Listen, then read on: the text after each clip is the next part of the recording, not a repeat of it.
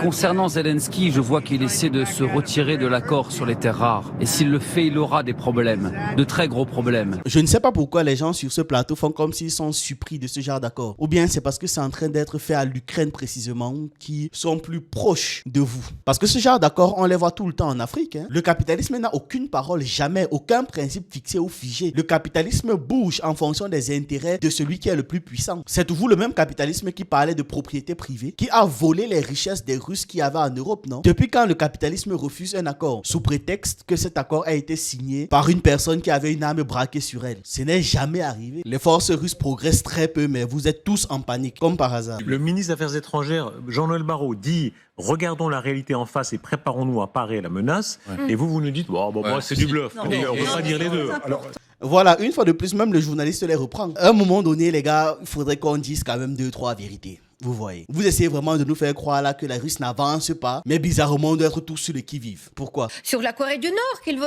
rencontrer apparemment son ami, un excellent gars. Alain Poédi, pardon, j'ai l'impression toujours que vous cherchez à dire que Trump est bête. Il est peut-être bête, mais en réalité, il est quand même très organisé, il a été élu 2 fois, et on voit que, hélas pour l'Ukraine, il a quand même un fil conducteur très net, c'est-à-dire c'est pas un poisson rouge, objectivement, soyons honnêtes.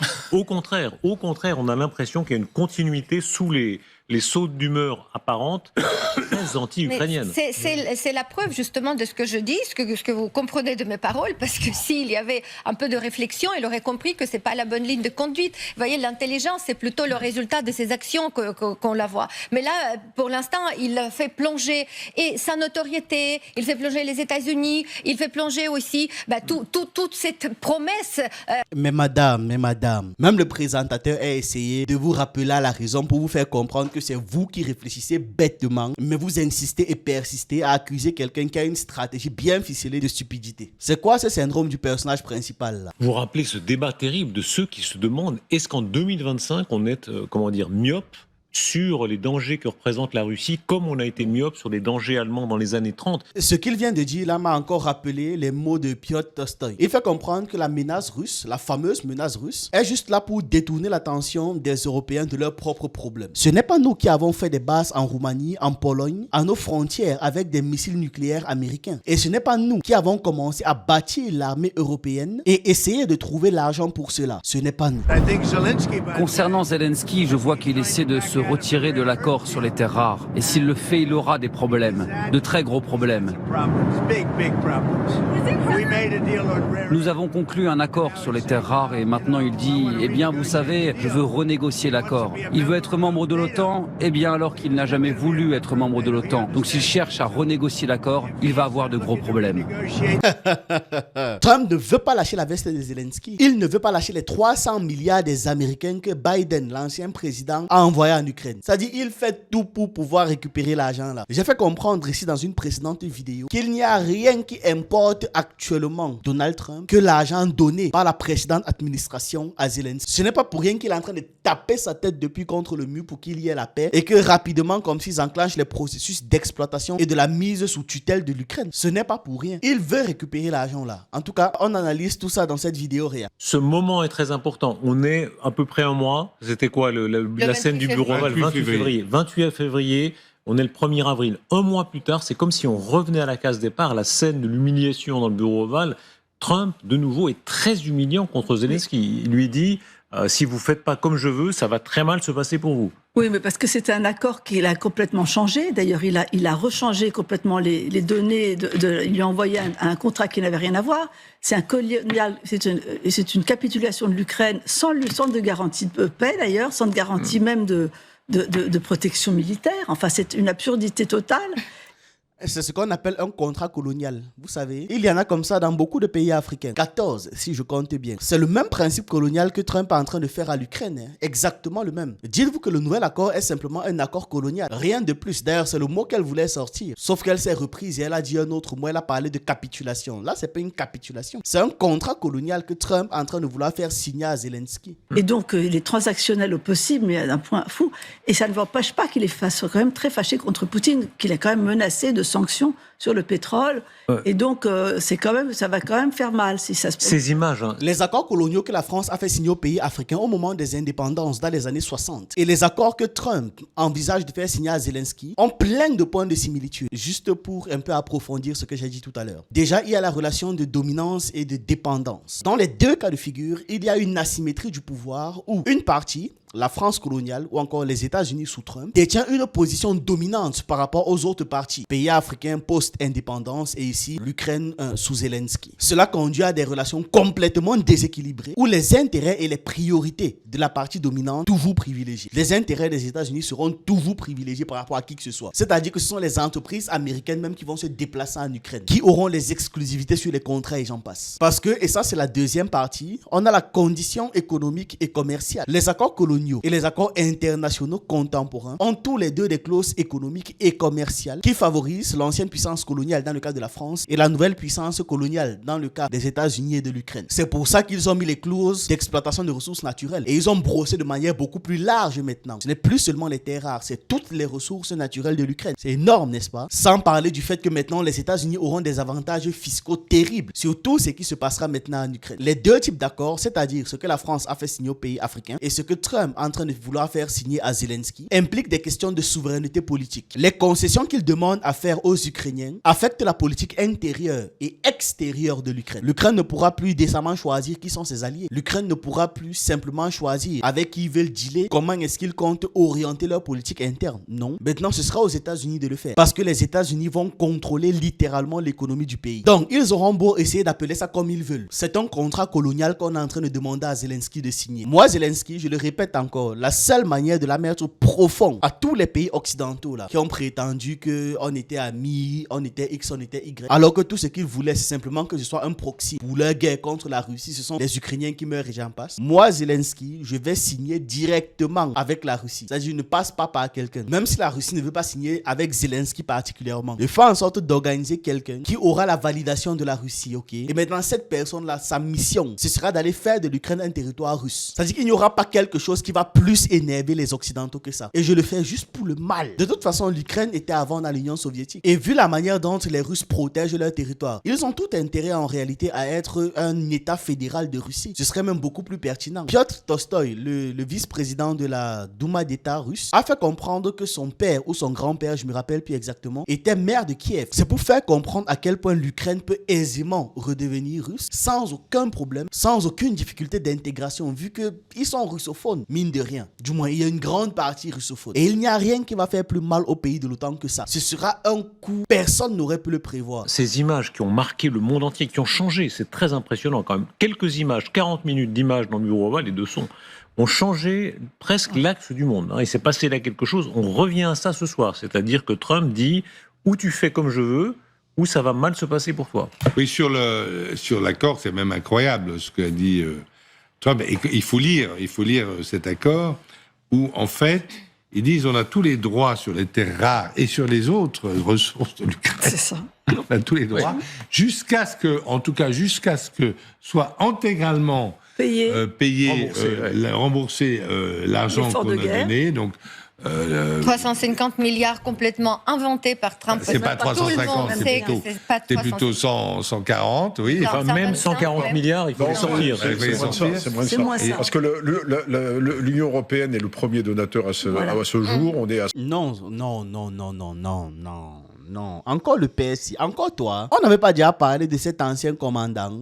Encore lui, ce n'est pas vrai. Déjà, l'Union européenne n'est pas une entité qui a fait un don en bloc. Chaque pays a donné en fonction de ce qu'il pouvait. C'est comme ça qu'ils se sont répartis cette affaire. Lorsque les États-Unis ont investi cet argent en Ukraine, voilà, c'est mieux de le dire comme ça. Du moins, ils ont présenté ça comme un don. C'est pour ça d'ailleurs que ça pose un problème. Ils ont dit qu'on te donnait cet argent. Or, c'était un investissement et ils attendaient un retour sur investissement. Ils attendaient un remboursement. C'était un prêt. Voilà. Donc, ce que les États-Unis prêtent ou investissent, c'est beaucoup plus énorme par rapport à ce que les pays de l'Europe ont donné. Ne prenez pas l'Union européenne comme un bloc. Dans la liste des plus gros donateurs, il y a d'abord les États-Unis et ensuite l'Allemagne. Donc si on doit suivre le classement, on a d'abord les États-Unis, un pays. Ce pays a donné 77 milliards, d'accord? Ensuite, il y a l'Union européenne en tant que bloc collectif qui a donné 85 milliards. Donc on voit que tous les pays, tous les 27 pays de l'Union européenne ont donné 85 milliards, là où les États-Unis seuls ont donné 77 milliards. une fois de plus, je suis encore dans l'expression donner. Vraiment, excusez-moi, c'est pas donner que je veux dire. On prêtait 77 milliards. Maintenant, il y a d'autres fonds qui sont passés. Je ne sais pas trop comment est-ce que Trump a fait ses calculs, mais je suis d'avis au moins avec certains gars du plateau. Les 300 milliards dont Trump parle en prétendant que c'est ce que les États-Unis auraient donné à l'Ukraine, je suis sûr que c'est largement exagéré et c'est simplement pour pouvoir faire passer les accords coloniaux. Parce que dans tout ça, il y a eu tellement de troubles. Du côté de l'Ukraine, il a fait comprendre qu'il y a 100 milliards qu'il n'a jamais vu. Puis tantôt, c'est 100 milliards que les États-Unis ont donné. Puis après, c'est 77 milliards selon les chiffres de fin 2024. Et puis, ça peut comme ça vaciller, osciller. Bon. Ce qui est sûr, c'est qu'il y a beaucoup de troubles au niveau des chiffres là. Quoi qu'il en soit, de manière certaine au moins, on parle d'un 77 milliards minimum en termes d'aide militaire, armement, munitions, renseignements, formation et tout. Ça, c'est uniquement les États-Unis. Toute l'Union européenne, c'est 85 milliards d'euros. Maintenant, si on doit décortiquer, vous allez vous rendre compte qu'il y a même beaucoup de pays en Europe qui n'ont tout simplement pas donné. Juste après les États-Unis qui sont à 77 milliards, on a l'Allemagne qui est à 17 milliards, l'Angleterre qui est à 9 milliards, la Norvège qui est à 7 milliards, le Japon qui est à 6 milliards, alors que le Japon ne fait même pas partie de l'Union européenne, le Canada qui est à 5 milliards, la Pologne qui n'a pas donné d'argent directement mais a énormément contribué en accueillant des réfugiés et autres, et ça leur a coûté forcément énormément d'argent. Puis on a la France qui est à 3 milliards d'euros, et le chiffre n'est même pas net, on dit 2 à 3 milliards d'euros. Et enfin maintenant en 10e position on a les Pays-Bas, 2 milliards d'euros. Donc peut-être que oui, l'Union européenne est le plus gros contributeur, mais ça c'est à l'échelle collective. À l'échelle des pays, les États-Unis brûlent de très loin. Sans parler du fait que les États-Unis sont les principaux fournisseurs de renseignements, d'armes et j'en passe. L'Union européenne est le premier donateur à ce jour. On est à 130, 135 et on est devant les États-Unis, c'est plutôt 100, 110 les États-Unis.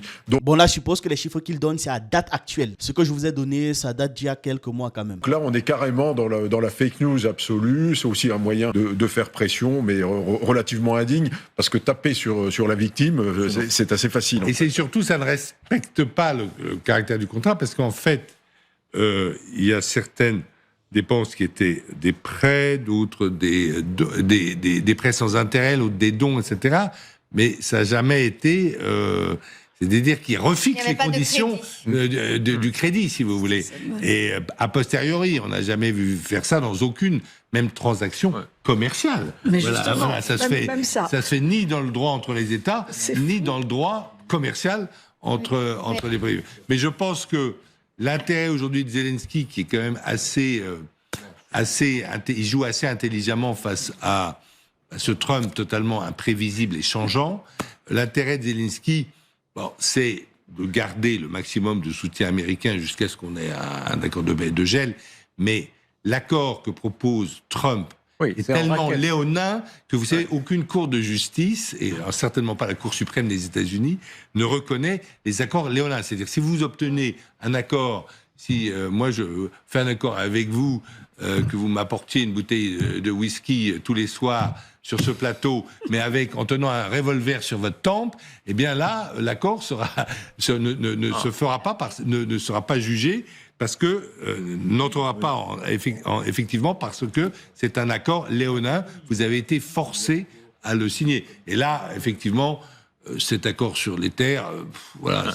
Je ne sais pas pourquoi les gens sur ce plateau font comme s'ils sont surpris de ce genre d'accord. Ou bien c'est parce que c'est en train d'être fait à l'Ukraine précisément, qui sont plus proches de vous. Parce que ce genre d'accord, on les voit tout le temps en Afrique, permanemment, constamment, tout le temps. En fait, c'est le principe même du capitalisme. D'ailleurs, si on évite même de parler de l'Afrique, le fonctionnement du capitalisme a toujours permis ce genre de choses. Combien de fois les gens ont signé des accords avec l'accord de coût? Même quand on parle d'entrepreneuriat. Une des méthodes même utilisées par le capitalisme, c'est de faire en sorte de créer un problème à la personne avec qui tu veux faire l'accord, mettre la personne dans des problèmes à un niveau terrible et arriver prétendre le sauver pour pouvoir racheter pour quelques miettes ce qui vaut en fait énormément d'argent. Maintenant, quand ça s'applique à l'échelle des pays, vous faites comme si accord léonin, alors que ça s'est toujours pratiqué dans le capitalisme. Ne vous inquiétez pas que leurs cours vont valider ça, leurs juges vont valider ça et ce sera validé. Le capitalisme n'a aucune parole, jamais, aucun principe fixé ou figé. Le capitalisme bouge en fonction des intérêts de celui qui est le plus puissant. C'est toujours le même capitalisme qui parlait de propriété privée, qui a volé les richesses des Russes qu'il y avait en Europe, non? C'est pas toujours le même capitalisme. Dans le capitalisme brise ses propres règles, ses propres accords, ses propres principes. Et vous pensez qu'il y a un jour quelque chose que le capitalisme ne pourra pas faire? Modifier une règle? Depuis quand le capitalisme refuse un accord sous prétexte que cet accord a été signé par une personne qui avait une arme braquée sur elle? Ce n'est jamais arrivé. Ce n'est pas maintenant que ça va arriver. Il faudrait bien que vous compreniez que l'argument de ce monsieur est complètement caduc, puisqu'il oublie de mentionner que c'est quelque chose qui se fait, qui s'est fait,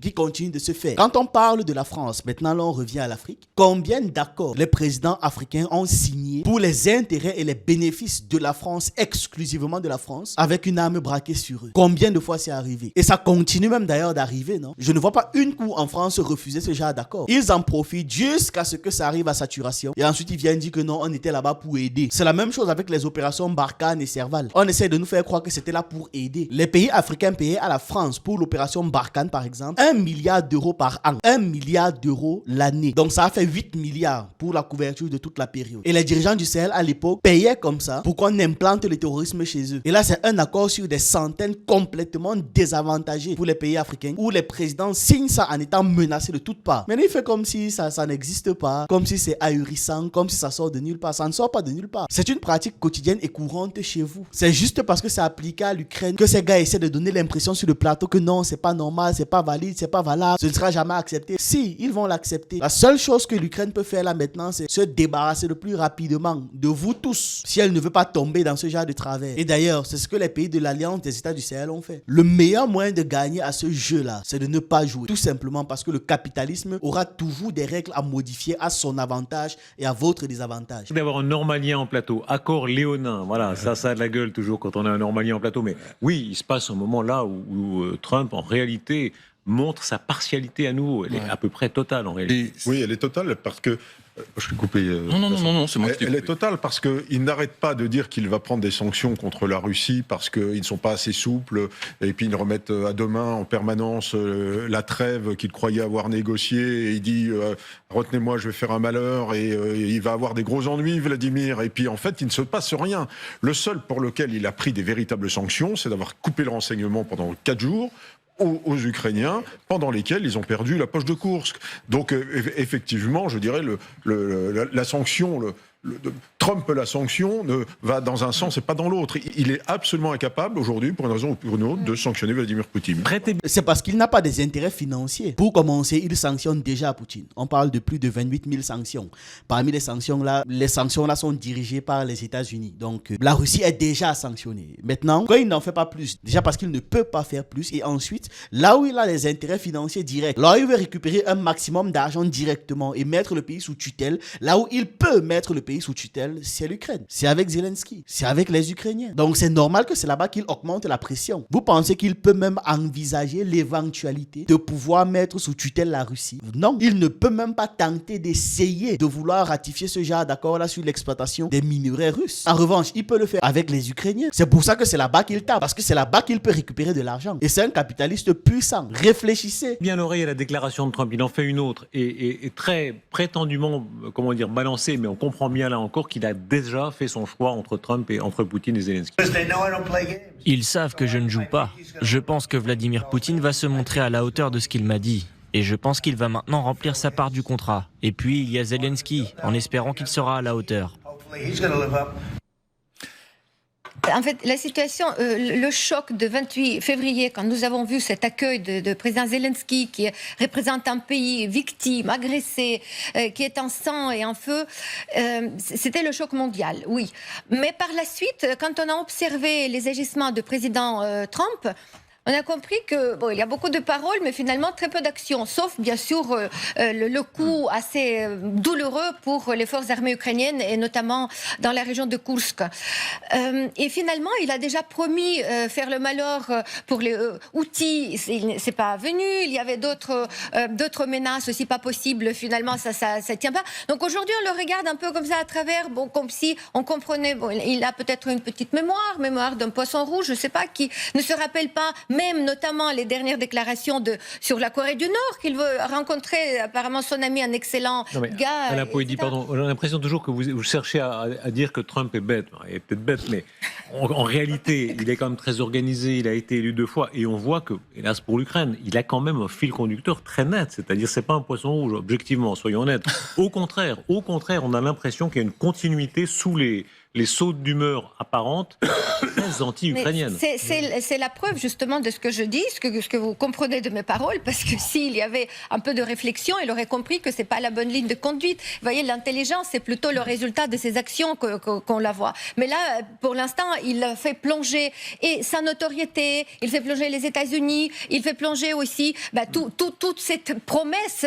Mais madame, même le présentateur a essayé de vous rappeler à la raison pour vous faire comprendre que c'est vous qui réfléchissez bêtement, mais vous insistez et persistez à accuser quelqu'un qui a une stratégie bien ficelée de stupidité. C'est vous qui ne comprenez pas ce qui se passe. Le présentateur, même lui, vous fait comprendre que Trump a une ligne directrice. Ce n'est pas parce que la ligne directrice de Trump ne concorde pas avec la vôtre, particulièrement la vôtre, que ça veut dire que Trump est bête. Donc vous pensez réellement que bon, même si Trump est stupide, les gens autour de lui sont aussi stupides. Donc tout le monde est stupide, c'est ça. Seul vous êtes intelligent. C'est quoi ce syndrome du personnage principal là? Même celui qui vous invite, celui qui guide le débat, essaie de vous recadrer, mais vous insistez dans la bêtise. Vraiment, ce n'est pas pertinent, hein. Il va arrêter de vous inviter. Arrêter cette guerre, il n'arrive même pas à faire un cessez-le-feu, au moins quelque part, là, dans les airs, sur les terres. Donc elle est en train de reprocher à Trump de faire ce que eux-mêmes ne peuvent pas faire. Quelqu'un qui a quand même infiniment plus avancé dans les accords en 2 mois que toute l'Europe depuis 3 ans. Mais c'est elle qui veut venir donner des leçons. Partant du principe même que du côté ukrainien, ils sont en train de tout faire pour saboter les accords là. Il peut se retirer. Est-ce que vous croyez qu'il peut se retirer complètement? On entend certains commentateurs dire qu'il pourrait faire Ponce Pilate et dire je m'en lave les mains, que les Européens s'arrangent, moi je m'en occupe plus. Est-ce que ça c'est possible? Alors c'est possible. La chose importante, c'est est-ce qu'il va laisser ce qu'il a redonné aux Ukrainiens, c'est-à-dire le renseignement. C'est très important. Là, comme le disait le général, c'est vrai qu'ils ont beaucoup de stocks, les Ukrainiens, parce que sont encore en train d'arriver les équipements militaires des 61 milliards votés par le Congrès en avril 2024.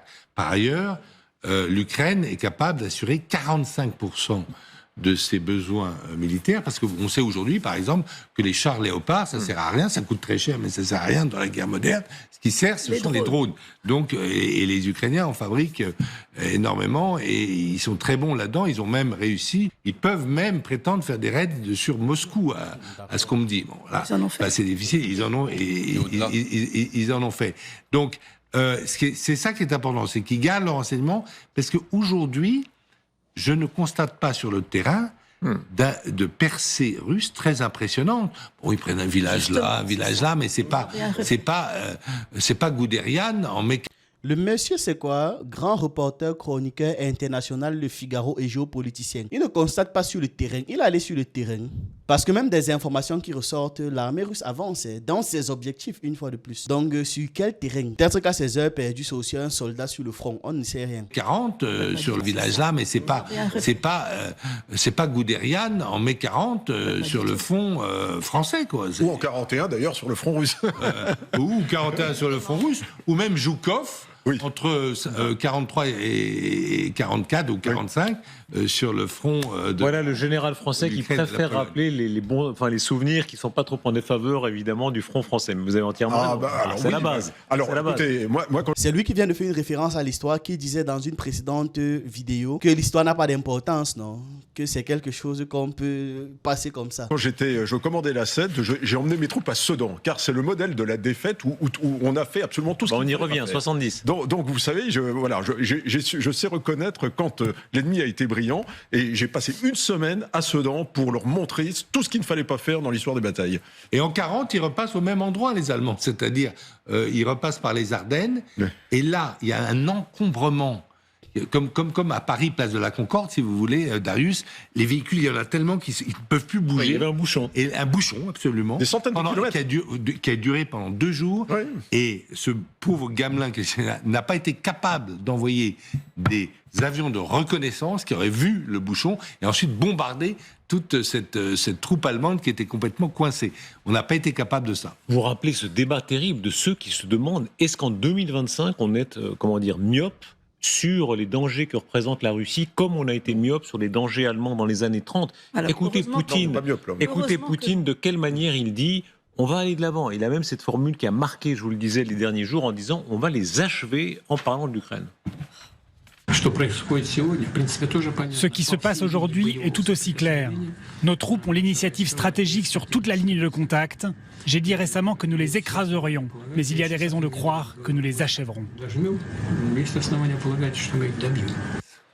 Voilà, on a compris que leurs moyens ne sont pas à cette aune-là, mais est-ce que l'intention est là? Ce qu'il vient de dire là m'a encore rappelé les mots de Piotr Tolstoï. Il fait comprendre que la menace russe, la fameuse menace russe, est juste là pour détourner l'attention des Européens de leurs propres problèmes. Selon Piotr Tolstoï, le vice-président de la Douma, si l'idée que la Russie menace l'Europe est si répandue, continue à être répandue, comme on l'a écouté il y a quelques instants, c'est uniquement parce qu'il s'agit d'un moyen de détourner l'attention des Européens de leurs propres problèmes économiques. Il dit, je cite, toutes ces idées sur les menaces russes, les déclarations affirmant que la Russie menace l'euro, c'est de la propagande pour que les Européens ne pensent pas aux problèmes économiques. C'est ce qu'il a déclaré en réponse à la question du journaliste français André Berkoff sur ce qui poussait les Européens à penser que la menace russe était réelle. Tolstoï précise que ce n'est pas la Russie qui a donné naissance à ces idées et que la défense du pays restait la principale priorité. Il a dit, je cite, « Ce n'est pas nous qui avons fait des bases en Roumanie, en Pologne, à nos frontières avec des missiles nucléaires américains. Et ce n'est pas nous qui avons commencé à bâtir l'armée européenne et essayer de trouver l'argent pour cela. Ce n'est pas nous. Mais en ce qui concerne la guerre nucléaire, comme je l'ai dit, la situation n'a pas changé. Pour nous, c'est très simple. C'est une question de sécurité de notre pays et de sécurité des futures générations. La menace russe est largement discutée au sein des organisations internationales. Le 3 avril, lors d'un discours au Sénat américain, le général Christopher Cavoli, commandant suprême des forces alliées de l'OTAN en Europe, a reconnu les capacités grandissantes de la Russie sur le plan militaire. Les forces armées russes augmentent leur effectif plus rapidement que la plupart des pays ne l'avaient prévu, a-t-il conclu. Mais ils le font simplement pour pouvoir protéger le pays de toutes les attaques à venir de l'OTAN. Il y a un truc que je trouvais terrible dans cette affaire. Le journaliste, si c'est Rochebin,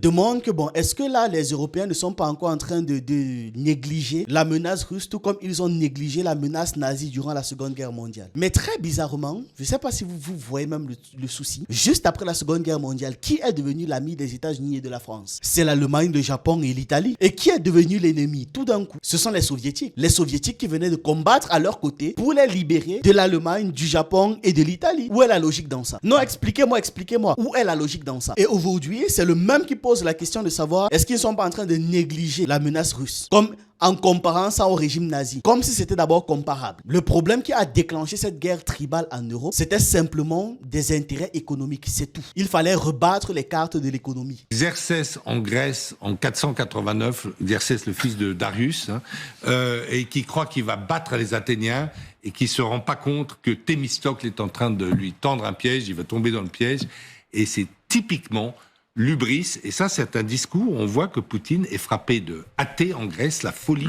le jugement qui se voile, si vous voulez, et je pense qu'il prend un très gros risque, parce que peut-être qu'on aura bientôt la vengeance, la némésis. Comment est-ce que lui fait pour voir que c'est Poutine qui se voile le visage? Tant qu'on y est, Poutine est même déjà mort, non? Pourquoi pas? Avec toutes les théories que ces gens font sur Poutine, vraiment. On aura bientôt la vengeance, la némésis. Comment est-ce que vous comprenez ça? Vraiment, expliquez-moi, comment est-ce que vous comprenez? On est au moment où on pourrait se dire qu'au contraire, ils disent le président Trump, on l'a entendu, on veut discuter, etc. Il dit le contraire. Il dit on va frapper encore plus fort. Il a peur de ça. Oui, mais il y a beaucoup de com et il y a beaucoup de bluff. Mais oui. Parce qu'on s'aperçoit que les forces russes progressent très peu, en fait, depuis quelques semaines. Et il a besoin de faire monter la pression pour les négociations auprès de son allié américain. Certainement, ils vont encore lancer 2-3 offensives nocturnes sur Kiev et sur les villes ukrainiennes, mais ça ne va pas aller au-delà. C'était comme la mobilisation des 160 000 conscrits, c'est pour faire monter la Oui, mais pardon, il y a du... Les forces russes progressent très peu, mais vous êtes tous en panique, comme par hasard. 60 000 conscrits, c'est pour faire monter Oui, mais pardon, il y a du bluff ou il n'y a pas de bluff? Parce que je rappelle, le ministre des Affaires étrangères, Jean-Noël Barrot, dit « Regardons la réalité en face et préparons-nous à parer la menace ». Et vous nous dites « c'est du bluff ». On ne peut pas dire les deux. Alors... Voilà, une fois de plus, même le journaliste les reprend. À un moment donné, les gars, il faudrait qu'on dise quand même 2-3 vérités. Vous voyez. Vous essayez vraiment de nous faire croire là que la Russie n'avance pas, mais bizarrement on doit être tous sur le qui-vive. Pourquoi? Ça veut dire qui ment alors? Au moins une personne ment alors. Qui? Écoutez, Et à un moment donné, il faut quand même choisir. la menace existe, il faut s'y préparer, mais ça, par dans ce qu'il dit là, je dis il n'a pas les moyens. Voilà. Il n'a pas les moyens, il n'a pas la masse. Et donc là, il parle à sa population, il joue les gros bras, il veut montrer qu'il est en train de gagner la guerre, surtout aussi à destination de Trump pour lui montrer qu'il a la main. Mais comprenez, celles et ceux qui nous écoutent, comprenez qu'il y a comme une contradiction. On ne peut pas à chaque fois dire... En réalité, attention, préparons-nous à parer la menace, etc., comme le dit Jean-Noël Barrot. Bien sûr que si. Et avoir dans la minute d'après... C'est justement, quand l'ennemi n'est pas encore trop dangereux qu'il faut se préparer. C'est pas après. Alors ce sera quand? Quand est-ce qu'il sera dangereux? Si demain il bat les Ukrainiens, là il faudra commencer. Mais vous dites qu'il ne peut pas battre les Ukrainiens. Pour le moment non. On n'a pas. Mais bien sûr que quand vous avez une armée, quand vous avez une armée d'1 600 000 personnes, quand même se préparent. Les gars sont en train de se chamailler parce que un essaie de vouloir tempérer leurs affirmations et les autres ne font que cogner la tête et vouloir gonfler les affirmations. Non. Ayez un discours globalement cohérent. Vous pouvez pas dire, nous, avec une armée, opérationnelle, je vais être gentil, mon général, de 40 000 personnes, ça va suffire. 40 000 Allemands, 40 000 Anglais, et 40 000 Polonais, 40 000 Finlandais, ça fait 200 000. Donc, contre, une vraie menace pour l'Ouest. Il faut absolument refaire nos forces conventionnelles, c'est évident. Emmanuel Macron a tout à fait raison. Mais l'Europe doit se réarmer. On ne nous a pas laissé finir, pourquoi?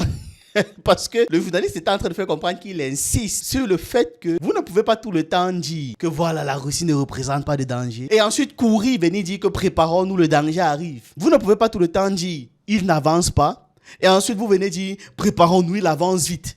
Non, soit vous faites confiance au fait que la Russie n'a pas les moyens et donc va perdre cette guerre et ça va rester là-bas en Ukraine. Soit vous voyez que la Russie avance tellement vite que vous êtes obligé d'accélérer votre calendrier, mais pas les deux en même temps. Vous voyez quand le discours de propagande se mélange à la vérité, ça donne toujours quelque chose de très laid. En tout cas voilà, c'est ce que j'avais à partager avec vous dans cette vidéo. J'attends vos avis et vos analyses en commentaire. J'aime bien vous lire. Vous avez aussi des interventions très intéressantes et on se retrouve dans une prochaine vidéo.